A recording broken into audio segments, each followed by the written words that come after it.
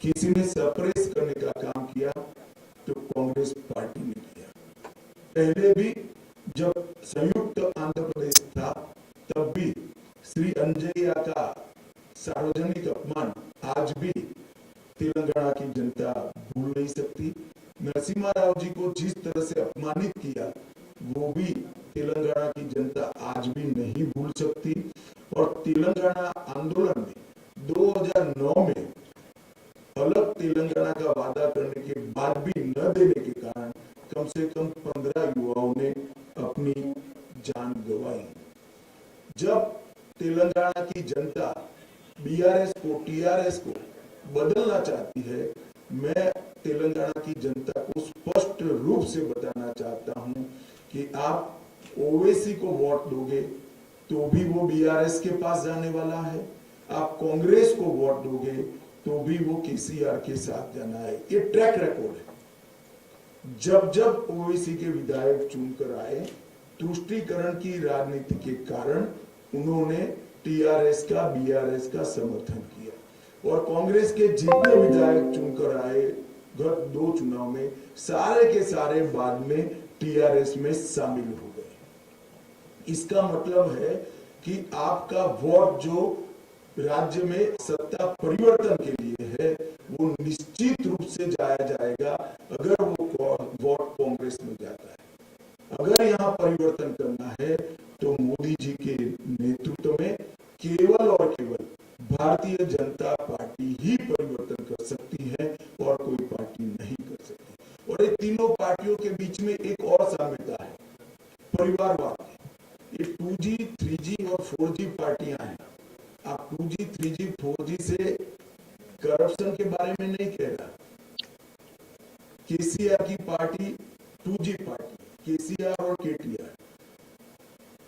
ओवैसी की party 3G party, 3 पीढ़ियों से परिवार में ही नेतृत्व रहा है। और कांग्रेस पार्टी 4G पार्टी है, जवाहरलाल नेहरू, इंदिरा गांधी, राजीव गांधी और अब राहुल गांधी। यहाँ मेरिट्स की कोई जगह नहीं है, लोकतांत्रिक मूल्यों की कोई जगह नहीं है। ये तीनों परिवारवादी पार्टियां हैं। इसलिए चुनाव के पहले अलग अलग कपड़े, अलग अलग चोले, अलग अलग नारे लेकर आते हैं। चुनाव के बाद सब एक दूसरे के साथ इकट्ठा हो जाते हैं।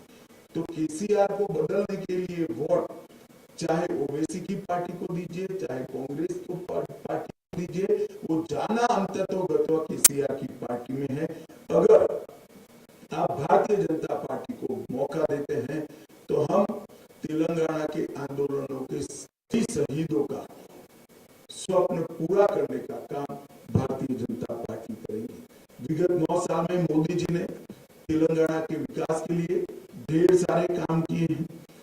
10 साल में 2004 से 14 कांग्रेस पार्टी ने संयुक्त आंध्र प्रदेश को डिवोल्यूशन और ग्रांटिंग एड के 2 लाख करोड़ रुपए दिए। मैं आज कांग्रेस के नेतृत्व को सवाल पूछना चाहता हूं, इसका जवाब दे। 10 साल तक केंद्र में सोनिया मनमोहन की सरकार थी, इन्होंने 2 लाख करोड़ रुपया संयुक्त आंध्र प्रदेश को दिया। हमने 9 साल के अंदर अलग तेलंगाना को 2.5 लाख करोड़ रुपया दिया। इसका मतलब लगभग 3.5 गुना पैसा भारतीय जनता पार्टी ने प्रोरेटा तेलंगाना को दिया है ग्रांटिंग एड और डिवेल्यूशन के।